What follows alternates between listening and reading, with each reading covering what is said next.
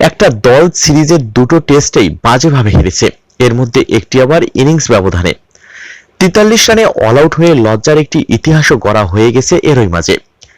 এই দলটাই কিছুদিন আগে ভারতে গিয়ে আফগানিস্তানের কাছে পরপর 3টে টি-20 হেরে হোয়াইট ওয়াশ হয়ে এসেছে। সেই দলটাই কিনা ওয়েস্ট ইন্ডিজের বিপক্ষে প্রথম ওয়ানডে ম্যাচটা হেসে খেলে জিতে নিল। খোলা চোখে তাকিয়ে দেখলে মনে হবে ব্যাটসম্যানরা ভালো ব্যাটিং করেছেন, স্কোরবোর্ডে সম্মানজনক রান জমা পড়েছে, বোলারেরা বোলিং করেছেন নিয়ন্ত্রিত। এই ম্যাচ তো বাংলাদেশ জেতারই কথা। কিন্তু ম্যাচটা দেখে থাকলে বুঝবেন আগের ম্যাচের সাথে এই ম্যাচের বিশাল একটা পার্থক্য আছে। সেই পার্থক্যটার নাম মাশরাফি মুর্তজা। এই সিরিজটা খেলতে পারবেন কিনা সেটা নিয়েও সংশয় ছিল। স্ত্রী অসুস্থ, হাসপাতালে ভর্তি এখনো, মেয়েটাও অসুস্থ, ওয়েস্ট ইন্ডিজ যাবেন কিনা সেটা নিয়ে দোটানায় ছিলেন মাশরাফি। পরে স্ত্রী জোর করেছেন যেতে, ব্যাগ গুছিয়ে ওয়েস্ট ইন্ডিজের বিমানে চড়েছেন মাশরাফি মুর্তজা। পরিবারের জন্য দুশ্চিন্তায় ক্রিকেটটা কতটা খানি মনোযোগ দিয়ে খেলতে পারবেন এমন প্রশ্নের জবাবে মাশরাফি বলেন, প্লেনে ওঠার সাথে সাথেই তার ধ্যান জ্ঞান হবে ক্রিকেট, সেখানে অন্য কিছুর জায়গা থাকবে না। প্রস্তুতি নেওয়ার যথেষ্ট সময় পাননি, দেশে ম্যাচ প্র্যাকটিসটাও করা হয়নি একদমই। ওয়ানডে সিরিজের আগে একমাত্র প্রস্তুতি ম্যাচটাও খেলতে পারেননি তিনি। সেই মানুষটা বিমান থেকে নেমেই দলকে নেতৃত্ব দিতে মাঠে নেমে গেলেন, সিরিজের প্রথম ম্যাচটা জিতিয়েই মাঠ ছাড়লেন। এই মানুষটাকে যতই দেখি, তার কথাবার্তা যতই শুনি ততই মুগ্ধতা বাড়ে। দেশ ছাড়ার আগে মাশরাফি জানিয়েছিলেন, বাংলাদেশ দলের মূল সমস্যাটা আত্মবিশ্বাসে, নইলে 43-এ অল আউট হবার দল বাংলাদেশ নয়, আফগানিস্তানের কাছে 3 ম্যাচ হারার দলও বাংলাদেশ নয়। মাশরাফি বলেছিলেন তার কাজ হবে দলের মধ্যে সেই হারানো আত্মবিশ্বাসটা ফিরিয়ে আনা। গায়ানায় গতকাল সন্ধ্যে থেকেই সবুজ জার্সি পরা খেলোয়াড়দের মধ্যে টইটম্বুর আত্মবিশ্বাসের ফুলঝুরি চোখে পড়ল। শুরুতেই উইকেট হারানো দলটা সেই আত্মবিশ্বাসকে পুঁজি করেই এগিয়ে গেছে। 16 উইকেট, তার চেয়ে বেশি ধীরগতির আউটফিল্ড, রান তোলাটা এখানে জগতের সবচেয়ে বেশি কঠিন কাজগুলোর একটা বলে মনে হচ্ছিল তখন। তবুও সাকিব তামিম দাঁতে দাঁত চেপে লড়ে গেলেন আত্মবিশ্বাসকে সঙ্গী করে। রানের গতি বেড়েছে ধীরে ধীরে, কিন্তু উইকেট বিলিয়ে দিয়ে আসার ইচ্ছাটা একদমই ছিল না দুজনের মধ্যে, যেটা টেস্ট সিরিজে চোখে পড়েনি কারো ব্যাটিংয়ে। ক্যারিয়ারের 10ম সেঞ্চুরি তুলে নিয়েছেন তামিম ইকবাল। 3 অঙ্ক থেকে 3 রান দূরে থাকতে আউট হয়ে ফিরেছেন সাকিব আল হাসান। দুজনের এই রেকর্ড পার্টনারশিপটাই হয়ে আছে ইনিংসের মেরুদণ্ড। এই ব্যাটিং অ্যাপ্রোচটাই তো টেস্টে অনুপস্থিত ছিল।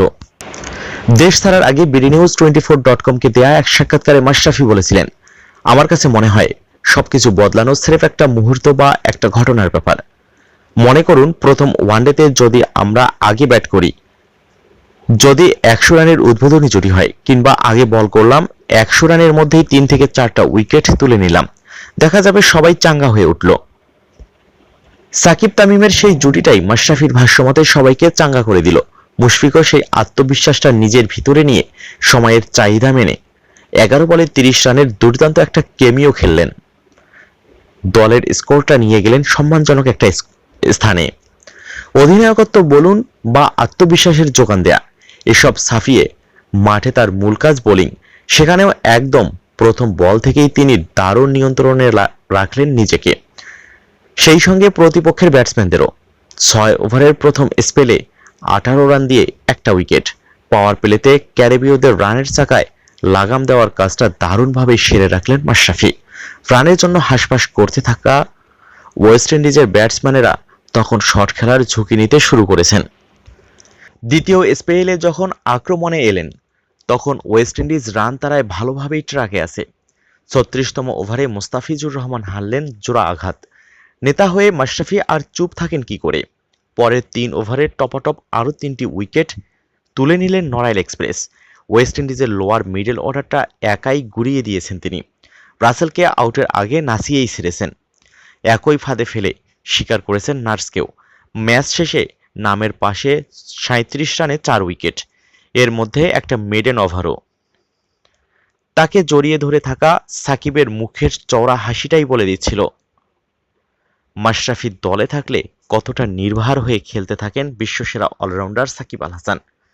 প্রতিনিয়ত এই মানুষটা আমাদের অবাক করে চলেন নিজের আত্মনিবেদন আর নিজেকে উজাড় করে দেওয়ার আশ্চর্য মানসিকতা দিয়েই। ৩৫ বছর বয়সের একজন পেসার, যার বলের গতি ১৩০ না হয়তো, তিনি শুধু অসাধারণ লাইন আর লেন্থ বজায় রেখে একের পর এক বল ছুঁড়ে মারেন। মার্কাটারি ক্রিকেটের এই যুগেও ইকোনমি রেটটা পাসে উঠতে দিতে তার প্রবল আপত্তি। এই শরীর নিয়ে তিনি একটানা ৬ ওভারের স্পেলে বোলিং করেন। আরেকটা ইনজুরি হয়তো তার ক্যারিয়ারটা শেষ করে দিতে পারে। বিশ্বকাপে হয়তো তাকে দর্শক হয়ে কাটাতে হতে পারে। সেসবের পরোয়া না করে একটা রান বাঁচানোর জন্য তিনি ঝাঁপিয়ে পড়েন বারবার। বাকিদের প্রতি সম্মান রেখেই বলছি, এমন ডেডিকেশন কি বাংলাদেশ দলের আর কারোর মধ্যে আছে? এই যে নিজেকে উজাড় করে দিয়ে খেলা, প্রতি মুহূর্ত নিজের সেরাটা বের করে আনার প্রাণপণ প্রচেষ্টা, এটাই বা কয়জনের মধ্যে দেখা যায়? এসব জিনিস তো মাশরাফিকে দেখেও দলের তরুণরা শিখতে পারেন, তাই না? সেঞ্চুরি করে তামিম ইকবাল ম্যাচ সেরা হয়েছেন, সাকিব সেঞ্চুরি পাননি। কিন্তু ম্যাচের ভিড়টা তিনি গড়ে দিয়েছেন তামিম ইকবালের সঙ্গে মিলে। কিন্তু যদি প্রশ্ন করা হয় ম্যাচটা কে জিতিয়েছেন, জয়ের মন্ত্রটা সবার মনের ভিতরে ঢুকিয়ে দিয়েছেন কে, উত্তরটা মাশরাফি ছাড়া আর কিছুই হবে না। মাশরাফির বাংলাদেশ দলটা ভয়ঙ্কর। মাশরাফিকে নিয়ে বাংলাদেশের স্কোয়াড মানেই অনেক কিছু, কিন্তু মাশরাফিকে ছাড়া বাংলাদেশ যে এখনো বলার মতো কোনো দল হতে পারেনি, সেটা সাম্প্রতিক অতীতেই সাক্ষ্য দিচ্ছে।